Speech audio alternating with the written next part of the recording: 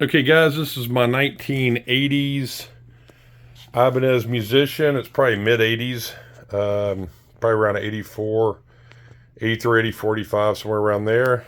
The knobs have been changed out. These are actually Ibanez knobs from the 90s. Used to be like on the SR 800, SR 400, those type basses. These are like EMG knobs, you can tell there. This is the active passive switch on the bass. The gold, and this is the part that usually goes really bad with Ibanez, the gold bridge. This guy's actually in really good shape.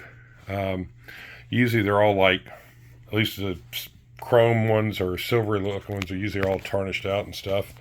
Going along the fretboard here, look around the edge of the neck.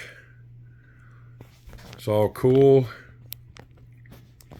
Has a little dinger right up there at one point in time. There's a little thing, Ibanez Musician right there. Tuning keys are not original, but I'll get to that in a minute. You can see here that the frets all look good. There's no, no roller coasters, no dips or anything like that. I'm going to flip this guy around so we can get a look at the back of it. Normally I like to do these videos in the daytime so you can get a really good idea of what it looks like and stuff, color-wise and everything else with the sun hitting it.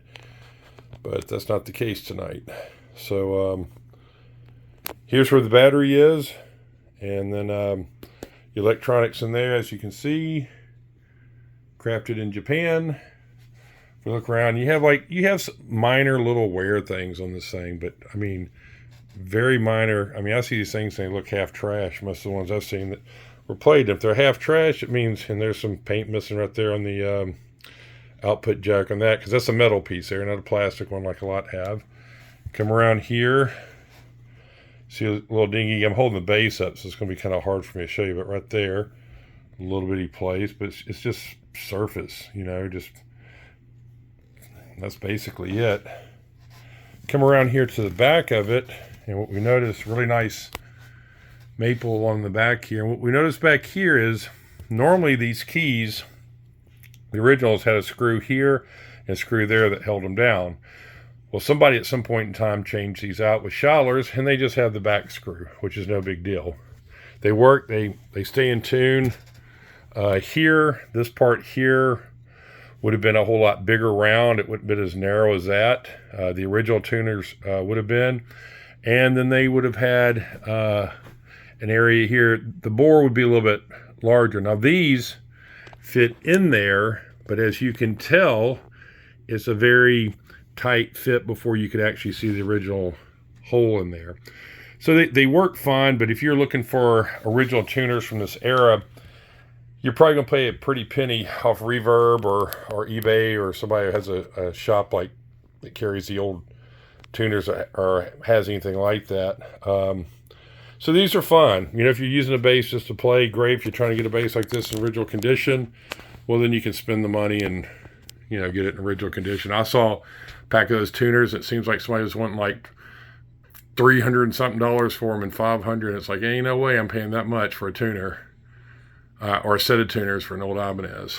So either way, I just wanted to show this one to you. Again, when I do these videos, it's usually I do these because I get a bass in.